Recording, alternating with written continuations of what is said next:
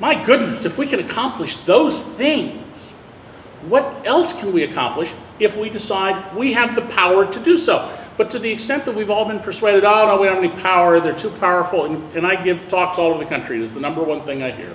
We can't do anything about it. That's nonsense. We can change all of that, but you got to do the work to do it. That's where you want to organize people. You want to organize people to register to vote, to know what the issues are, and to vote out the people who are not acting in your interests. On this issue, have you seen any changes in the last decade? Yes, and we've had some minor improvements. First of all, the majority of Republicans and George Bush increased the minimum wage 3 times, 2007, 8, and 9. And one result of that is that from 2000 to 2012, the people who make under $20,000 in this country, their real pay actually went up by a tiny amount, but it went up above inflation. The people in the next group who weren't benefiting from this, 20,000 to 40,000, their pay went down. So it shows that government policy can really make a difference. Of course, now any mention of raising the minimum wage has become a Republican policy of this is anathema, this is communism, this is awful. Secondly, President Obama has put in an executive order. If you're a federal contractor, you will pay at least so much in wages, you will pay overtime, you will do various other things.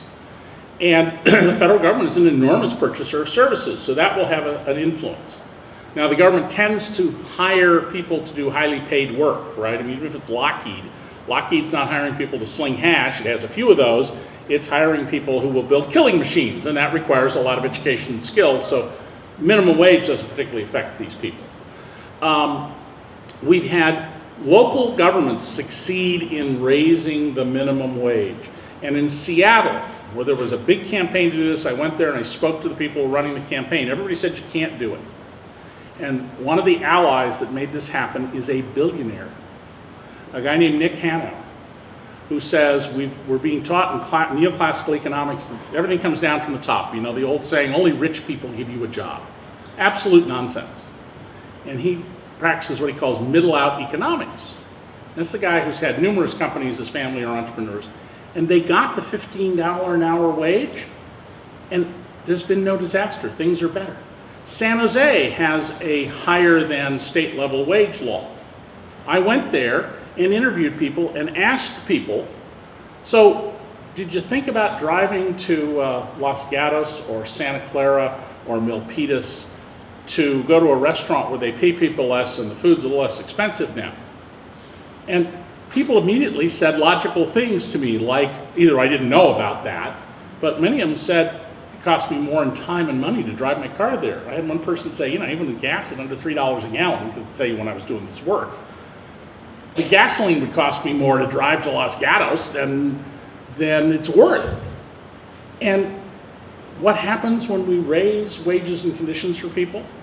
They spend the money, and we get a positive benefit from it. So there's been a little bit of progress. The one thing I can tell you can really change things is information. I live in Rochester, New York now. I've lived for 23 years. My wife runs the Community Foundation. December of 2013, she put out a report at some risk, I thought, to her career, documenting poverty in our area. 50 years ago, according to Business Week, the richest city in America was Rochester, New York. Today, her report showed every 6th person, look around the room, think about that. Count off 5 people and then go 6. Every 6th person in Rochester, New York lives at less than half the poverty level. That's $6,000 or less for one person, $12,000 or less for a family of 4. I mean, just try to think, you got 2 of you and 2 kids and you're trying to get by on $1,000 a month. There's been a complete change in Rochester, New York about this. There is an absolute recognition of this. Everybody is now aware of it. The social circle, because of my wife's job that I'm in, are the leaders of that town. They're all aware of it. The business newspaper they do a poll every week about a news story. It's not scientific, but it tells you what the people who read that newspaper think. 94% said that poverty was either the #1 problem or a major problem that must be addressed for the community to prosper. 94%. This is not a bunch of bleeding heart liberals. These are entrepreneurs and lawyers and accountants. information with numbers that are meaningful to people can change this. Lots of people, I've stood up at audiences and said, there are 150 plus million people who have a job in America, a third of them make less than $15,000 a year and their average is $6,000. Literally had people shout out, you're a liar from the audience. And I said, well, here's the website, and I put it up on the screen, said you can go look, here's the official government data. People don't know this, they have no idea because we are economically segregated. And it's not really in the media. I wanted to ask you about opinions, public opinion about these services, because I find that sometimes when we do shows about these services, we have sometimes workers calling in saying, hey, I love my schedule, I'm not a fan of unions, just leave me alone, let me do my thing. And I have friends who, it's all about my convenience. I'm taking this ride because I need to get there 10 minutes faster and the cabs are too late. So I'm really sorry that the cab driver can't make ends meet, but I need to get from point A to point B. I hear this a lot. And so The Guardian had a piece, I found this right before I left, called Left-Leaning Users Veer Right on Regulating Uber and Airbnb. And this poll from, I'll have to find, Pew, thank you, found that 15% of adults use Uber or Lyft. 1.5.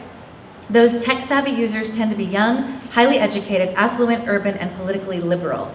Ride-hail users are twice as likely to identify as Democrats than Republican, while home share similarly tilts to the left.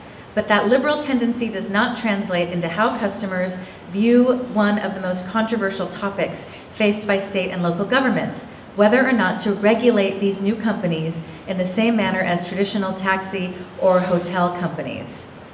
So they're not in favor of regulation. Well, first of all, we should generally be in favor of things that make for more efficiency and lower prices, right? And we do that everywhere except one industry, housing. And just imagine if Walmart ran in the housing industry theory, it's always a good time to buy and prices will always get higher in the future. But I think this is an example of people not clearly thinking things through. We should have people should have the opportunity to be able to work and have a job where there's marginal time, they control their time, they can work from home. But we should have rules on that so that becomes limited as a business activity. Many union contracts have a rule that will say things like, newspapers, for example, will have a rule that says that all of the content of the news pages either has to come from union members or wire services. Or it will say all of it that's within this county, or 98% of it within this county, so they can occasionally do something. We can have rules like that put in by government that put limits on what you're doing. And we can say, you want to start a company, you can do so much with freelancers or piecework people, but it's a percentage of your total labor costs, we're going to limit that. That will discourage the growth of this kind of thing while still allowing people to do that. You can incorporate and become a business, and now you're selling your services in a different way, and you're not covered by these rules. But the world's changing. I mean, the world will always change. And, I grew up in the analog world. We now live in the digital world. It's a different place, and it's going to have different rules. The problem is we're stuck with antiquated rules, and we're not recognizing how to get the maximum benefit from the digital economy without destroying the overall economy and turning it simply into what we're doing. And that is a system to mine systematically the vast majority of people and redistribute to the top. Can you talk about how the gig economy is affecting other economies? This is getting a little bit of attention in the business press, but I have a friend who works for an events planning company. They cannot find workers because they can't afford to live here, and BART doesn't run past midnight. So if they've got an event, they can't find people because they live over in Berkeley or you name it, they can't get home after midnight. She's also finding that a lot of restaurants can't find cooks, they can't find waitresses because of what's happening with the cost of living. And she thinks it's directly connected to this gig economy. And so these people are trying to piece together other gigs, right, and everything is so uncertain in terms of their hours, and so they can't commit to a catering job in 2 Mondays. Well, when you think about this in terms of where the risk is going for doing work, you're an employer and you hire people, and because you are paying them a salary, you can say, you gotta be here 40 hours a week. You know perfectly well that you're not some weeks gonna have enough work to fill 40 hours a week. What you get, however, is people are there every Monday morning at 8 or 9 o'clock whenever you start business, because you're paying them to do that. And you wanna attenuate your business so that you fill that out. Retailers make 20% of their profits in December. Each month is 8.5% of the year, but they hire people all year long. And so in the restaurant business, it is not unusual historically to have what are called split shifts. You come in to work the lunch crowd, you go home, and then you work the dinner crowd. That only works if people are walking distance or very close to work. Nobody's gonna commute to Hayward and then come back into the city. And in locations where we historically have had this problem of you can't find people who can afford to do the work, San Francisco is now experiencing what Vail and Aspen experienced 20, 30, 40 years ago. Nobody who was in any kind of regular job could afford to live in these places. How were they going to get people? And they had to make adjustments. The local government ran buses to places. There were employers that got together and put together trailer cities and various ways to adjust to that. In San Francisco, there's a real housing problem because there's not enough density. And that doesn't mean you have to have high-rise buildings. Okay, we don't have to have the Manhattanization of San Francisco, but there's a lot of the city that's very low density that we could redo, and that would lower the market. I wrote a piece in the New York Times in 1997 or so about all the people who work in Silicon Valley who commute by jet, because I commuted to the New York Times from Rochester by jet once a week, and I met somebody who said, oh, you should go to the San Jose airport on Monday morning or Friday afternoon. And I found very easily, I mean, just phone call after phone call, people who, oh yeah, no, I live in Pocatello, Idaho, or Boise, or oh yeah, we live in Eugene, Oregon. I fly out Friday afternoon because, you know, in San Jose, my kids would have a little postage stamp house, and I got, 46 acres and horses for my kids. And what really should have been happening in that case is some of this work should have been moved out to places where it doesn't cost so much to live and adjust the markets. But having laws that require that people be on salary will dramatically resolve this problem of not being able to find people, because people show up for a salaried job. And by the way, if we don't do that, go back to what I said in the beginning, how are people going to afford a mortgage? How are they going to afford anything if they don't have a steady, reliable source of income? And people who are people who are not risk averse will go out and make a lot of money. They often go broke. They'll start another business and make a lot of money. That's not most human beings.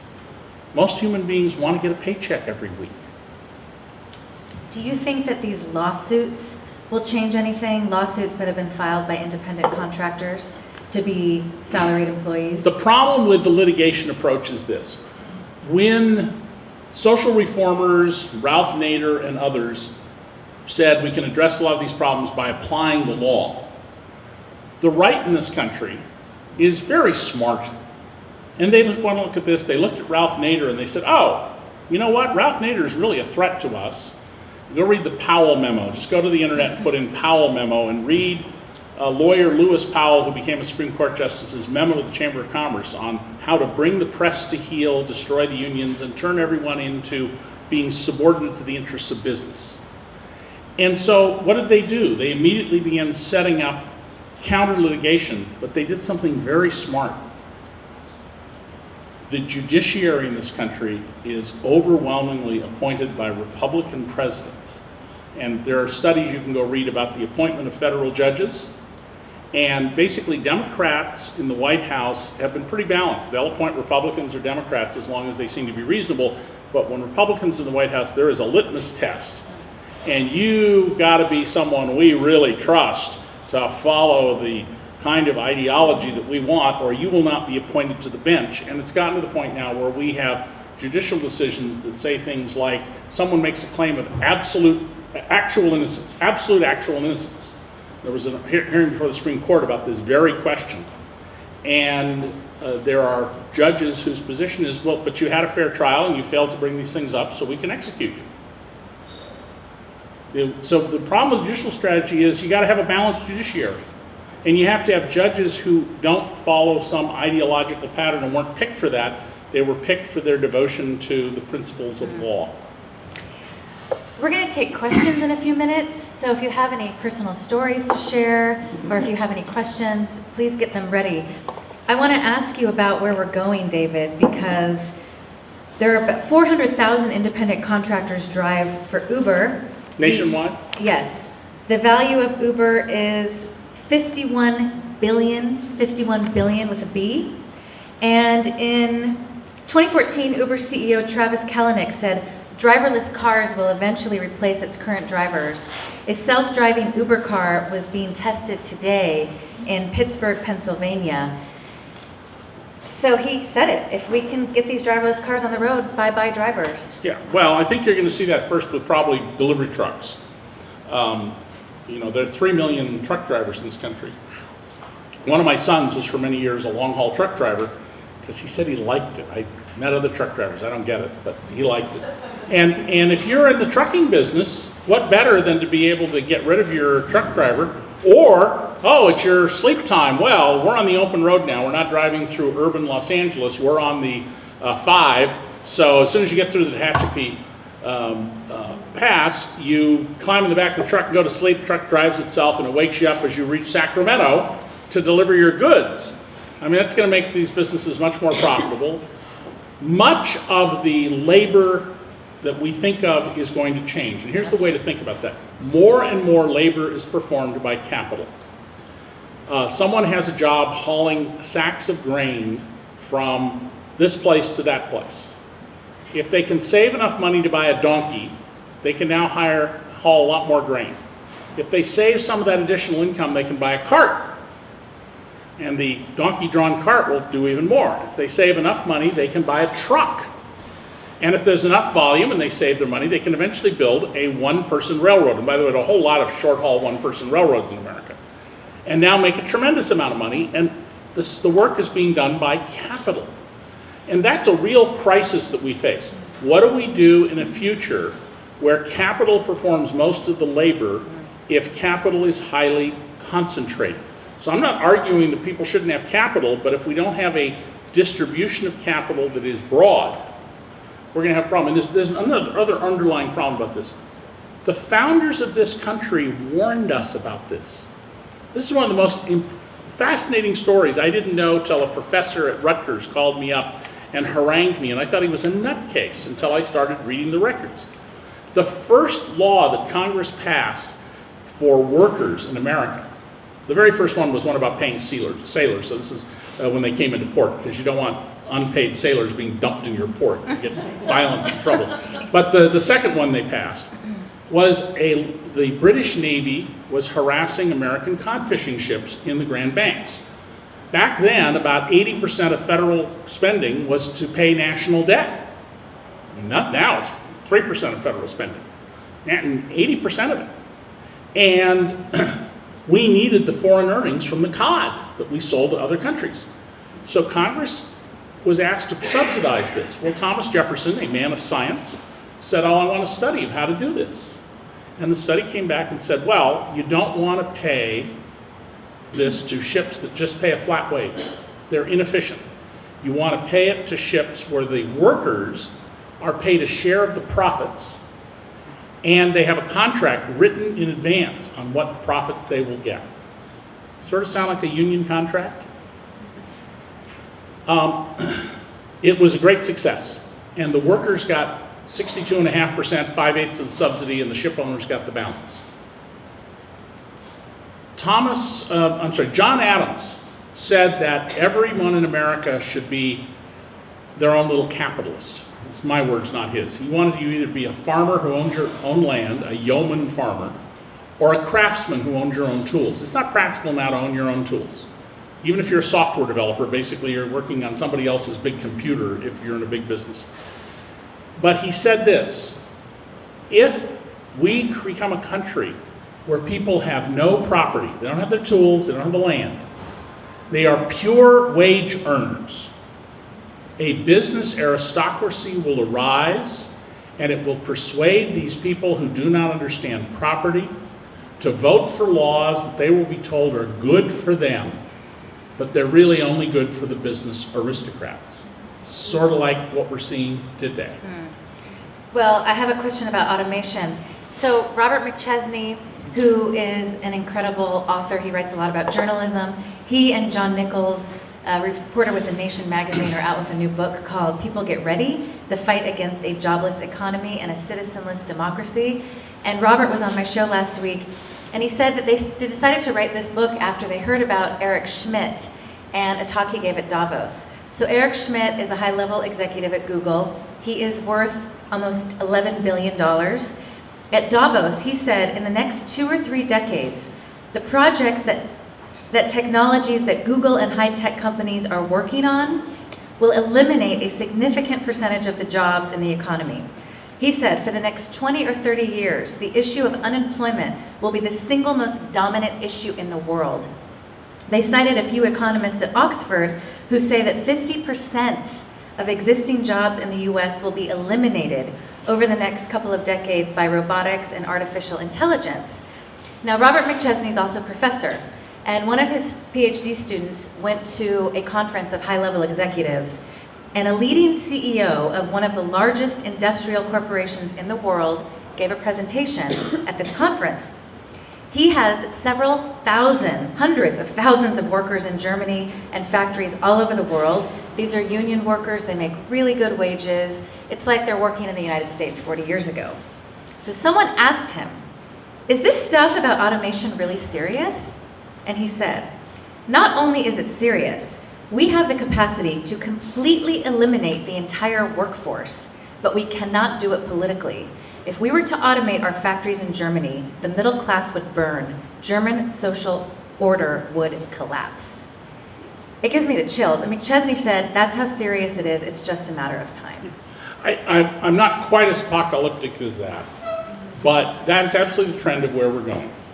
The business my son and I started is a hotel management company. I couldn't afford to buy a hotel, but we managed one. And I said to my son one day, well, you know, we're always going to have a business because we're going to need chambermaids to fix the rooms. And my oldest son goes, come here, Dad. Sit here, pushes a button on his computer, movie comes up from YouTube. It's a cute little girl, maybe 8 or 10 years old, wearing Mary Janes and a plaid skirt. She walks up to a bed, pulls back the covers, lies down, pretends to be asleep with her eyes closed for a couple of seconds, and then, like kids do, you know, throws the covers back and walks away. Suddenly the bed rumbles, these arms come out, they smooth the bed out. And my son said, see? And I said, Mark, that's not making a bed. You have to strip the bed and remake it. And he goes, yeah, Dad, and a Model A Ford's not a Tesla. We're going to eliminate the need to have chambermaids. We're going to have self-making beds. We're going to have what my father always said, if he could only figure out how to make it, make him the richest man in the world, self-cleaning dishes. And lots of jobs are going to disappear. Absolutely lots of jobs are going to disappear. And so we need to be having a discussion about what do we do. And by the way, if people don't have jobs, who's going to buy the products if they don't have an income? The real problem that the owners of the businesses face is not the direct issue, it's the indirect one. Who's going to buy your product? Who's going to need Uber with its driverless car? We've got to create a new economic order. And throughout the history of the world, we have changed things to fit the economic order. My big project right now is I am writing an entirely new federal tax code. Why? Well, because we created this country specifically for the power to tax us. That's why we created the United States of America, so that we could be taxed. In the early days, we financed the government with tariffs, because we didn't have hardly any government. When we became an industrial society, where people had cash incomes, guess what we and everybody else did? We developed an income tax, because people, instead of being subsistence farmers, they had cash incomes, so we taxed them. And we taxed factories, because once you build one of those things, or a railroad or a pipeline, you can't move it. But what we make in America today are only 2 products that add value. There are only 2 things we make: numbers and molecules. The numbers are the algorithms in everything from movies to, you know, how Uber sends to tell you that your car is there. Algorithms, numbers. And the molecules, pharmaceuticals, the reason when my class at Syracuse University, I make a little line about a trip I took as a boy and the car threw a rod. And I say to everybody, you have no idea what I'm talking about. And they go, what do you mean it threw a rod? And I say, your car engine today, if you take care of it, it'll go hundreds of thousands of miles. Back then, newspapers were full of ads every day in the yellow pages for engine rebuilding shops because engines didn't last, because we didn't have high quality steel. We have all these molecules, all these products that make things into the shapes that they are.